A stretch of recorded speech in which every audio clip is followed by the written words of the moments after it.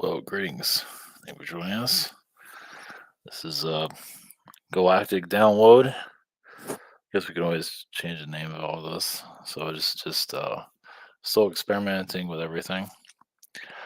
Also this can all be downloaded, used, or reused, whatever you want to do. There's no copyright on anything here. This is Andromedan Wars with the Reptilians, Galactic history. So yeah, this is kind of slowly coming in. So I don't know where this is going to go. So just as always, go with the flow. Um, yeah, this is going to be and all of these are going to be not always galactic histories, but or maybe it'll be all galactic histories. I guess we'll find out. We'll just roll with it. So before we get started here, if you're seeing this, I'm Todd.com. I have private sessions. I have the schedule open up for well, either way, it's open. You can see the calendar there somewhere. I have a shop here. I'm on this. What was it? January 31st. Same situation here. We have the webinar sign up. We have social network and behind the scenes. So all right. So Andromeda is there's a lot going on with that energy field. A lot of our politicians, musicians are from Andromeda. The musician is the better energy. Recently, it has been showing up with certain people here and there that I've been connecting to. But so yeah, you can say what you want about the reptilians, good, bad. If you have a good experience with reptilians, I wouldn't say it's rare, but it does happen. But not everybody agrees with that. A lot of people still have problems with them. Completely understand. Well, reptilians can be easily mind controlled, just like a gray, but you have to really know what you're doing. Obviously, a gray, you'd have to know what you're doing too, but reptilians can be used like robots, just like us. Humanity is being used like that too, to a certain extent. So Andromeda. So I see as Andromedans being replaced by reptilian clones or clones of Andromedans. These are humanoid Andromedans. Through the reptilian, I guess it would be called more like the Reptilian Wars. So the Andromedan Wars, I mean, that's like a general connection, but the Reptilian War, it seems, uh, you can say the reptilians are there to enhance the Andromedan DNA and to make them more advanced or whatever it is, or control. A lot of it was control. Some reptilians actually had like fell in love with Andromedan beings, and that was, I guess it depends on where in Andromeda that would be okay, but Andromeda still has their difficulties like they do here, where that's not okay. Of course, they're energy beings, but a lot of this is in the fourth dimension overall. And the fourth dimension does have an energy of physicality. Fifth dimension does too. I would say all the dimensions have a version of it. This is just a heavier. This is where we are in. Obviously, it's a heavier dimension because we've been manipulated by everybody. So, I had. I'm just gonna go with this. The Andromedans are here for life support, meaning that a lot of the answers to their problems is here, even if nothing makes any sense. They're coming here to find their identity because, I mean, some Andromedans, after these wars, if you had a relationship with a reptilian, you can get lost and lose yourself pretty easily. So, and some Andromedans have no issue with reptilians at all. They have no problems with having a relationship with them either, even if that does make them darker to a certain extent. It all depends on the relationship. But Andromedan energy is usually a higher frequency. It depends on where you are there. But it's usually it's like a yeah, just a I mean, Andromedan is a obviously they can go up to higher dimensions on all levels. But a lot of it is in the tenth dimension. Most likely can go higher than that, but um, let's see here. Yeah, the reptilians felt, of course, there's Andromedan. Um, I'm gonna keep saying that word, Andromeda, Andromeda. I'm gonna be saying that a lot. um, but the Andromedan councils, some of them are, I would say, some of them are corrupt, like a um, like a Nazi Gestapo energy, and meaning they're very positive but toxic at the same time. Like you see here. They're very positive. It's like you have something, I'm doing this for your good, and you can't go outside and you can't do anything. But this is for your own good. It's kind of like that. But it's on a planet. You can look at that from different perspectives. But um, yeah, there's a lot of wounds in Andromeda that has not been. I mean, it's difficult to pull this stuff out. I mean, that's one of the reasons why we are in this abyss. It's like a lot of Andromedans had relationships with reptilians, even had a positive connection. But yeah, maybe the Andromedan became more negative in some way, in some form, or their vibration, but still love that reptilian being. Not to say reptilian beings lower the vibrations, but some do, some don't. It made Andromeda more physical. Like I said, it depends on the reptilian energies. Reptilians are very good because they can connect to lower frequencies. You can say feline beings can do the same thing. But that's the other thing about Andromeda when I'm talking about humanoid Andromedas, but also this also goes into felines too. Feline Andromedas, humanoid, feline, hybrid beings. They've had you know relationships. Yeah, a reptilian having a relationship with a feline being. Realize all this I'm saying is for activation purposes to help remember like why you even came here, why you feel like you got dropped off here, whatever it might be. Um, However you look at it, a lot of Andromedans came here just to bring. Yeah, they've had difficulties in Andromeda, reptilians, greys, whatever it might be, wars.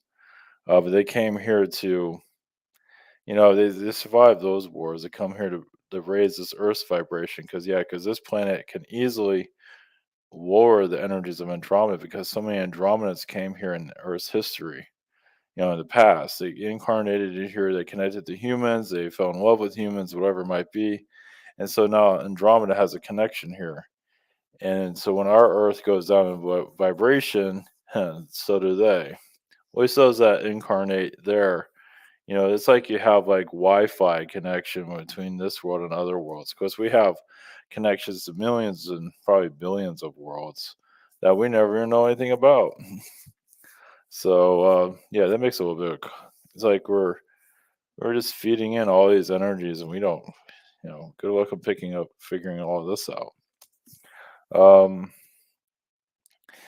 so with reptilians, yeah. So this it feels like okay. Why would there be a war there to begin with reptilians? It just feels like Andromedans is just not. Some of them are kind of positive and toxic, because if they're in a higher stature, they can make rules for other Andromedans. So if they don't like a reptilian energy, they don't want anything to do with them. They make that law. You can't connect to those guys anymore. And obviously, that can cause difficulties. Other reptilians get mad about it and say, "Okay, we're just going to go and kick your ass instead." So that's one direction or one point of view of why there would be a reptilian and Andromedan war. There are some Andromedans that are just kind of stick in the mud. They're just not friendly as much as they say they are. They're kind of like a college professor, female or male, whatever it might be. They're just like they get stuck in their ways and they don't want to change. And this I would say that's the low point of a higher dimensional energy. You're so used to high vibration when you bring in someone different, like a reptilian being, of course, that's what reptilians are created to shake things up, right? It can be an Andromedan race for thousands and thousands of years or millions, whatever, and stuck in your ways. Like we're doing things the same way forever, and we're not evolving, but everything's going fine. And then reptilian energy comes in and shakes things up a little bit, and Andromedans find attraction with the reptilian beings, and you have all these strange relationships going on everywhere. And Andromeda kind of flips their lid, you can say. I also feel obviously Andromeda has a lot of energies, obviously different species, and you know, anyway. I feel like a squid energy is there too. Very powerful squid, like squid beings. They're humanoid, but they're very intellectual, very powerful. They glow in the dark, things like that. They can float.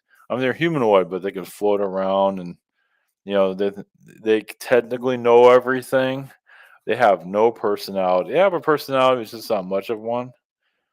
You come here and do a bunch of cocaine, you'll probably get a whole bunch of personality out of that. But um, yeah, they're just kind of they have a lot of knowledge, but they're kind of kind of like a they're just boring. Let's put it that way. I don't have a word to describe it. Either way, they're just very high educational, but just not very.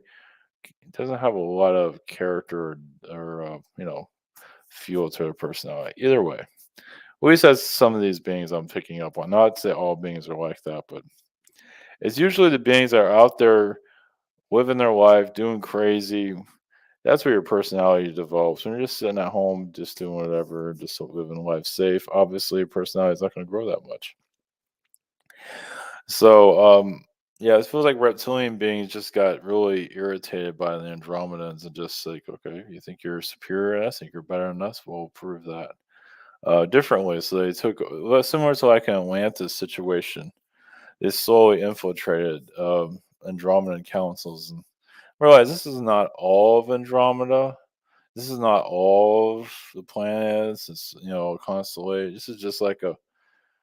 Is this like I felt Andromedan war and reptilian energies? There's like because reptilians like they were seen as the villain, and they weren't. They're just different, and some are very respectable. It's like Andromedans are like, if you're not going to be like us, our mannerisms, which they weren't. Well, it takes a while to get used to each other. But it seemed like there was a fight among that. So yeah, it goes up as a really. It seems like the Andromedan councils are the ones that had the biggest trouble. Just kind of stuck. Stuck. Whatever. Where I'm not trying to stick in the mud. So yeah, it irritated a lot of reptilian beings, and the reptilians found vulnerabilities within the Andromedans, started taking over, replacing some of the Andromedans with their own people.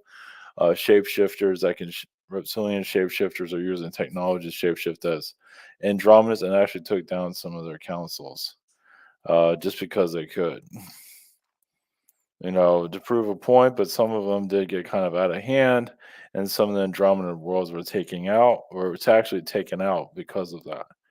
So obviously, there's more to all this than what's coming through, but this is like a version of it. But it seems like the Andromedans, because they felt they got tested a lot. Even their stars, their suns got tested. Like the sun, the energy of the sun would lower its vibration due to the wars. I feel like a 7 years war, but it's probably went on longer than that. But I get the war is 7 years war. I'm not sure if we have that in our history somewhere. I guess I can look it up. 7 years war. Yeah. So we have that here. Great Britain and France. So similar to that is what I'm picking up. Yeah, so the reptilians, and obviously it's not like that, in our primitive state, but it's two different cultures that just collided. So the 7 years war, you look it up online, and that should give you a little bit of indication of what we're talking about here. Like I said, this came to me. I'm not going to it. It's just like So it created a lot of artists through all this, through the wars. It created a lot of, the soul searching Andromedans would find a planet that had nobody on it and actually created a civilization on it. It actually got them to become more resourceful because they were kind of playing it safe for a long time, it feels. Yeah, things were just too good for a long time. I mean, it seems like obviously there are Andromedan worlds that start off with nothing, but a lot of them started off with everything. I know I've heard this story about worlds starting the third dimension. Yeah, I mean, every world will have a version of itself in the third dimension, the second dimension, one dimension, zero dimension, whatever you want to say. It's always going to be a version of your planet that's there, but a lot of civilizations actually start in the fourth dimension. They get help, but their spirit or someone, some energy, or it's just the way the energy of the being is. They're just higher frequency beings. They just connect to a higher frequency world, and they don't have what we have. They weren't tested like this world was. It was no, at that time, there was no reason for it. They're left alone. So if you're in the spirit realm. Now, I realize this is one version of it. So if you're in the spirit realm and you incarnate as, an alien being or some kind of alien presence of frequency, and you slowly develop into some kind of form, you go into, you pick up, what was it? I believe a lot of Andromedans were actually human in the beginning. Some of them were felines, yes. Some of them were actually reptilian too. But not all of them connected. They're all kind of separated. Obviously, Andromeda is pretty big. But yeah, but a lot of them started off as human. Obviously, a lot different looking than us, but I believe a lot of them had five fingers too. I see. I mean, some of them had four, but I feel like five fingers is actually normal, but very tall and skinny. Not super tall, like 6, 7 feet tall. Some can probably go 8 feet tall, but I feel like around 6 feet tall is about normal for an Andromedan overall. It all depends. But usually they have like a lighter blue skin, like a whitish, bluish skin, sometimes greenish skin. It all depends on the Andromeda being. They have like a yellowish vibration. It's all just, it's obviously going to have different frequencies, and it's like their skin color can change depending on what vibration they're at. They can also turn pink. It's really hard to describe the full energy of that. Uh, but um, but yeah, it feels like obviously when you're connected to a reptilian race, it's like a warrior race. Yeah, you're going to be, your energy is going to go down to a certain extent. Well, it all depends. There are obviously some reptilian races that can go actually a higher frequency than an Andromeda being, but overall, some just did not get along with reptilian races, and they just wanted to, wipe out literally at the Andromeda Council. Some of them wanted to wipe out the reptilian race out of Andromeda altogether. Even if there were nice ones, they didn't care anymore because a lot of their cities were invaded by reptilian beings. Because reptilians got just pissed off, and of course, there's always some that just got really ugly, and just for the sake of doing it. Their vibration lowered, and it almost like a reptilian acted almost like a canine, like a dog, like a pit bull, something similar to that. Obviously, reptilian is a humanoid energy, but they can sometimes turn, they can go animal like too, or they're just like a creature. So, and yeah, it's different type. It all depends. It's like, some reptilian beings you can say are draconians, like, we can take advantage of this. We can take over Andromeda altogether. Screw those guys. So there's a lot of that going on too. It's like, obviously there's probably more to all this, but this is a version of it. There's always like a million or unlimited versions of everything. But a lot of Andromedans, they went through, you know, all these different wars, advanced themselves, physically, became like a deeper being overall, similar to us, like a precursor to what we are. Maybe not to our extent. There might be worlds similar to ours, but not exactly. But because of the lower dimension energies, you can say an astral. Uh, a lot of this is astral. Well, astral. What I'm getting to is like astral. Everything's going good, right? Everything's fine. It's like, why don't we just change things around and make things more complicated? So there's councils in the higher, the higher astral, higher than Andromedan reality. It's hard to explain all that, but either way, that the spiritual realm that was connected to Andromeda, that Andromedans don't always, every, at least from my perspective, every dimension, like if you're in a fourth dimension, there's an astral to that, and they can see. You always have someone, a higher realm that can see you, but you can't see them, or they can't see you that well, whatever. And someone just wanted to shake things up. Just wanted to, just Andromeda wasn't really growing for a long time. It was high vibration, but wasn't growing. So the reptilians are created to really move things around. Obviously, they took it to a whole nother level. I mean, literally, they would wipe out all of Andromeda and just make a reptilian land altogether. That was where it went. It was stopped because Andromeda's got a little bit smarter about all this, and yeah, they had to have weapons and all that. They had no choice. Obviously, that's more of a fourth dimension, but even a fifth dimension, sixth dimension, not so much. More four and five, six a little bit. I mean, a lot of the stuff can go to eighth and ninth too. It's just not as much. But yeah, a lot of the just and even worlds were lowered to a third dimensional realm, but not.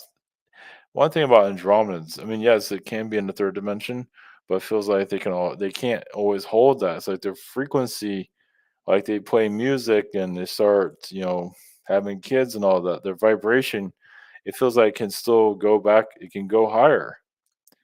And obviously, when you have those worlds are, it feels like a lot of those worlds are more difficult for reptilians to manipulate, like our planet.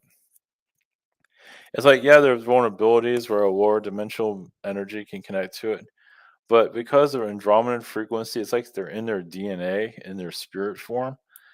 It's like it's difficult for a low frequency to exist. Yeah, they do exist, yes. They can be very vicious at times, yes, but not as much as I do here. It's like, yeah, there's like places where, I mean, this is everywhere, but where certain insectoid beings are created that can be like a higher dimensional insectoid race that can be, yes, very wicked. But there's less of them. There's still not that many of them. It does exist. They're not really showing their form, but it's like humanoid, insectoid energies. They're not really going into detail with that. Yeah, it's either way. Um, it's funny. Like you use those spray. Those. Let's put it this way: like those higher dimensional, like you have for your home to clear out the energies of your where you live. For like a spray, not Lysol, but something that's just a fragrance. Some of that is Andromedan fragrances. Yeah, it just is. Yeah, they're just known. Yeah, they're known to make perfumes and things like that of the higher frequencies. So, but they came here for their own survival. Yeah, it's just like because a lot of Andromedans incarnated here early, and when they became manipulated by our energy, they became an Andromedan that's here.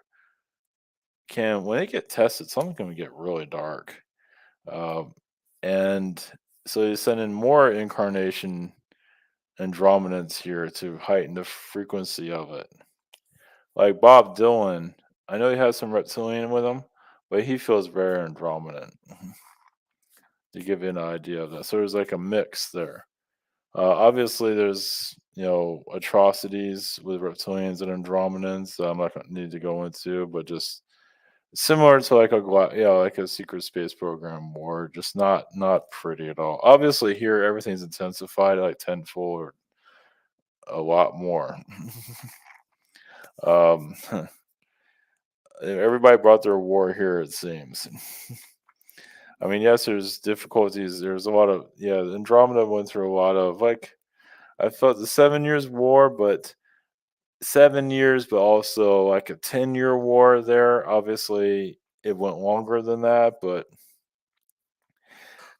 yeah, it just everything. Yeah, it's just basically Andromedan and reptilian energies.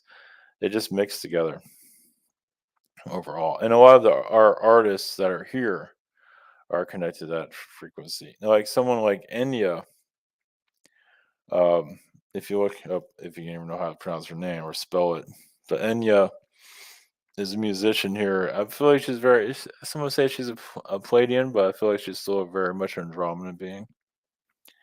So, yeah, a lot of our artists here. They're not really going into details of who exactly, but either way. So reptilian beings. This is probably no surprise to anybody. Are known to hide in volcanoes, volcanic worlds. They know that yeah, they can handle the environment pretty well. It depends on the reptilian being. Not all reptilians want to do that. Some of them, some reptilian beings, of course, this is normal, that are very diplomatic. They want to end a war. They want to end all of the wars. They want none of this. And some of them are like the great, great, great grandkids of these fights, and just like they're just so sick of it all. But there are still Andromedan beings that can't stand reptilians, of course. It's like, it's like a karmic connection between reptilians and Andromedans. Like they need each other. Just they need each other to grow. So it's like they're going to attract each other no matter what. And that doesn't mean you have to attract a reptilian person in your life if you don't want it. But in general, the Andromedan constellation is always going to be pulling in reptilian vibrations, no matter what. Ever since the reptilians were created, it's like they're weaponized from day one to invade worlds. Obviously, there's different levels of it, but they find vulnerabilities, and they knew how to copy the cloning. They know how to copy an Andromedan being and to replace it. Now, obviously, it might not be exactly, but it seems like they made it enough. So, obviously, cloning's been around forever. Our world is we're at such a low frequency we can't see what's going on here. I mean, we can kind of pick up on clones, but it's very hidden. Clones here have been so. I mean, obviously, people are tapping into it, but it's been so buried, meaning their codes that are connected to them. It's been so like rewritten, where it's basically it's like you copy like China, copying something on Amazon. Like you have reproductive products. You see it on Amazon all the time. It's like, oh, by the way, this is from China and it's falling apart. And that's not what the picture said. So it's like that. It's you know, so if you have a clone here, obviously, like Biden, for example, we'll just use him for example. I mean, obviously he looks like Biden, sort of.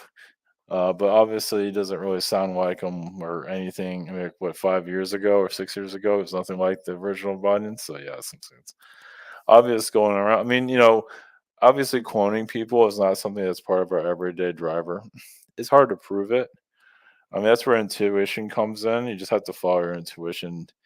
And it's like, that's the vibe you get. It's like, I can't prove it, but I'm just going to go by my vibe and just leave it at that. And it's like, okay, for example, like Biden is like a counterfeit product. And obviously there's more out there, a counterfeit human. So it's just obvious on our world. I mean, even in a higher, like a fourth dimensional world, clones I feel are hard to detect there too. It's just, if you're going to make a clone, I don't think you want anybody to realize it's a clone. I don't. Obviously, characteristics might be a little bit different. You can't copy everything. But overall, politicians are perfect because you just obviously that's why we have a monetary system, so we can just pay people off and stuff like or kill them, whatever. But obviously, the reptilian networks. Now, like we have our alphabet, our CIA, FBI, and all that. So reptilians have now a lot of that was developed in Orion. Now, obviously, some people have, oh, it was developed in this star system, that star system. Yes, most likely that's so. But Orion played a big role in creating secret societies and all, and just it doesn't mean that was made popular. I mean, it just a lot of the invention happened there. And then you take that from an Orion, you could take like a CIA or something like that, and you take some of that energy and you take it to Andromeda and do the same thing there. And yeah, it can like covert manipulations, which I believe a lot of their moons have something like a secret society, or like some of their moon, like this is messed up. So what it's like you have even as I connected to it, it left my mind. It's something like you have a planet and you can also have invisible moons there. Moons you don't even see. And they're messing with your planet. So if we have that here, I sense three moons that are around our planet that are being used against us that we don't see. I don't think that's been ever showed up anywhere on. I haven't really looked it up, but we've heard people see two suns or maybe even three suns in our solar system, and some of those might be coming from other realities. It gets more complicated with that one, but the Andromedan energies, yeah. So they have like a secret society. Yeah, they have like a CIA type of network there now. Just because, I mean, why? Just because it hit a low point. Not everything is because this universe is kind of like a. It just has to be. It's like this universe is still trying to figure out what it is. So it obviously doesn't have like a covert energy like like the CIA here. And they're not waterboarding people. And again, they could be. But a lot of their military, it's like, okay, so you have Andromeda, and now you have these reptilian militaries that build on the moon or on a planet, and they say, we're not leaving. So you have Andromedan beings going there. It's like, okay, we're going to kick your ass, and then they lose. There's a lot of that. So, I mean, even the bases aren't doing anything, they're just there. And it feels like there's a lot of reptilian bases out there. Obviously, no way for us to prove it, but at least that's a vibration I'm picking up on. And obviously, that's here on our planet. Obviously, we have reptilian bases here, all over the place. One here, obviously, they're all over the place. It's the one that I'm picking up on right now is in Russia. But once again, it doesn't mean it's bad. It's not. It just says a reptilian base. Um, Obviously, they put a lot of them underwater and stuff like that. Trying to go look on proving all that. Um, let's see. Our planet became, yeah, like a diplomatic nightmare. I don't think anybody would disagree with that. it's like it's like you have all these alien races. It's basically, I mean, you probably heard this before too. Like, refugee beings would come here. Like their planet, like an Andromeda, would be destroyed, and they'd come here to be refuge. You just why would they come here? Well, it had similar energies. I mean, if you have like Andromedans and you have reptilians on their planet, and everybody's doing decently, and then somebody comes in, it's like, I don't like this, and it wipes your planet out, or whatever it is that happens there. And then you leave, and you see our world that has kind of the same energy of the planet you just left, and so you make this place home. It's something like that. It's like, it's not perfect, but it's better than all these other worlds. Other worlds saying don't come here. I wonder why. So our world is like, hey, bring your poor here, bring all your homeless people here, all your galactic, screwballs. Bring your send everybody here. So obviously, there's still wars going on our planet that we're not fully aware of, and obviously, like a reptilian race, we'll just use them for example, because I think there's other races here doing it. So to keep themselves hidden, like, okay, you have reptilians here wandering around creating dinosaurs or whatever they're doing. So they're going to open up our lower dimensions, our hell, basically. So they open up hell on the planet so they can stay hidden here. And I've had this experience where reptilians can actually manipulate dark entities. They know what they're doing. They're smart. Yeah, they can take a demonic energy and then throw it on somebody. They can make your house haunted. Yeah, it's like there's some reptilian beings that just know how the demonic realms work. I mean, imagine our Palladian beings are. I mean, it's different. I mean, the reptilians I know can do it. It's just the way they're designed. It gets complicated, but uh, it's just the way they were created. Like Palladian beings can do it, but then they can also get pulled into hell. They can't get out. So, but reptilians are kind of trained on how to deal with a planet. It's like, yeah, it's like you're trained on understanding a planet's weaknesses and everything about it when you invade.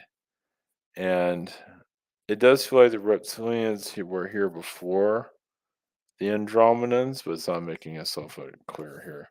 Obviously, you're always going to hear something like that. um, yeah, it is. Yes, everybody has anyway.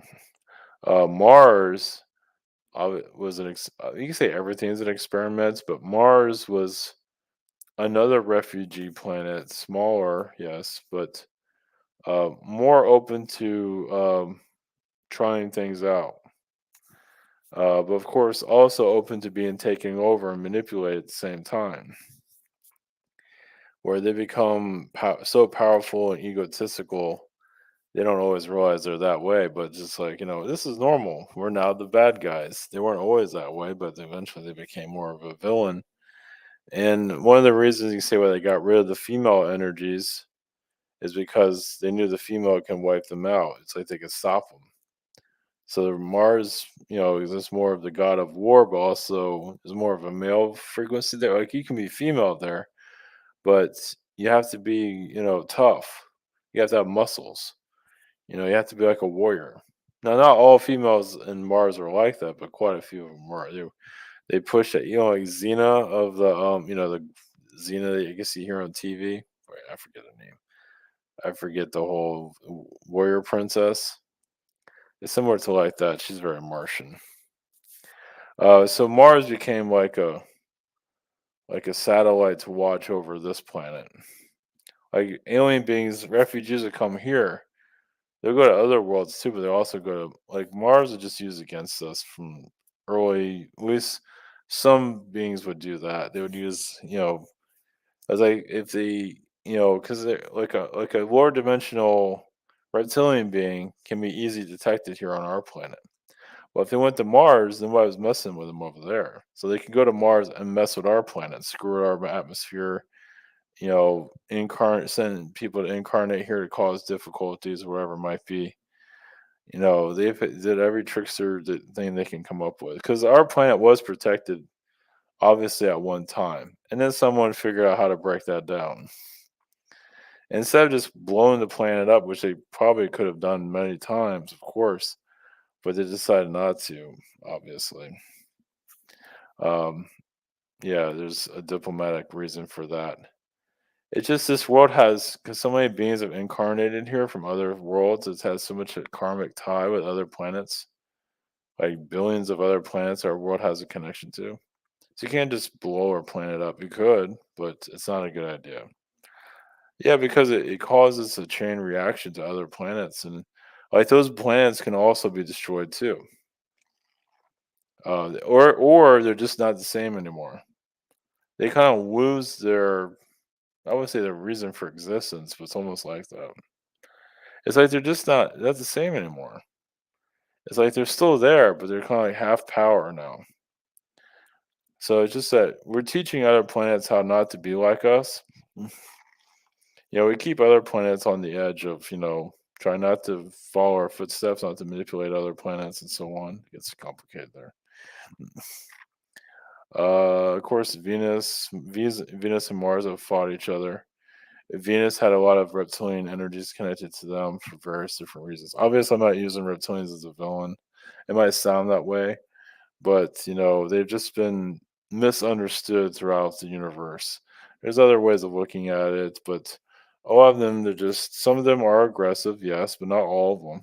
But some of the reptilian beings are just they're just powerful, and they can be used for, like us, used as a weapon or used for good. They're reptilians are so similar to us, and obviously that's one of the reasons why I connected to them is because we can, kind of be like them, follow in their footsteps to a certain extent. I mean, of course, a reptilian connection can be quite toxic, as we see here. Um, yeah, there. I mean, one thing. I mean, like, so you take our planet, like you go to a reptilian world. It can be toxic, but they're not stupid. They're toxic worlds. Some of them are, not all of them. Some are really nice and just want to kiss and hug everybody all day long. That's great. Like in a guano world, everybody just hanging out, chilling all day.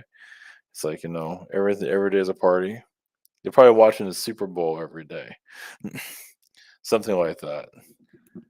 Then again, they're probably reptilian. There's reptilian worlds are so lazy, they don't even want to play Super Bowl. They just want to hang out and talk all day. But anyway, there are reptilian worlds that are toxic like ours, but they're smart where they know the soul and they know dark entities. They know stuff that they know about ghosts. They know about aliens. They know about spaceships. They know stuff, and here we don't know anything. We do, but not like them. So they can be super toxic. They can hate each other, treat each other like shit. Not everybody's doing that, but a lot of them are. But they have an understanding of the universe. At least some reptilian worlds do. Um, there are, of course, reptilian worlds that are being manipulated by feline beings. And of course, there are feline worlds that are manipulated by reptilian beings. So you can go on and on with that one, but yeah, the Andromedan energy is still healing, of course. Yeah, they feel like they need to have it. They're obligated to be here for various different reasons. Just I keep getting their soul survival. Yeah, they're just let's see here. Because once again, so many Andromedans incarnated here is like, in our ancient past, they have to send technically have to send other Andromedans to come here to help their other Andromedan, the ancient ones, to survive here that is still incarnating here. To keep their hopes up. Have their Andromedan music or whatever it might be, healthcare, whatever it is, mental health.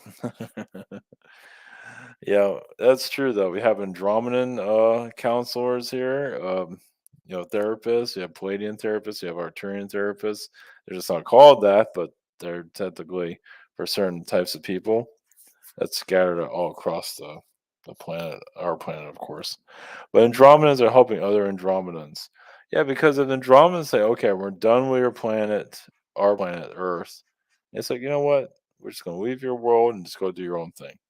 Because it feels like Andromedans here, if they're yeah, they can get really manipulated here. At least they can get lower vibrations and get really mad, get really ugly. Not all of them, but quite a few of them do. You see how the world is. Become a drug addict, whatever it might be, because they remember the higher frequencies from other Andromedan worlds. So when they're here, they can't. They're trying to find a way to get back to that high. And so you have other Andromedans bringing up the vibrations for those that have been here for a long time, and just making it easier for us because it feels like you have Andromedans to stop connecting the aliens to say, okay, we're done with your planet.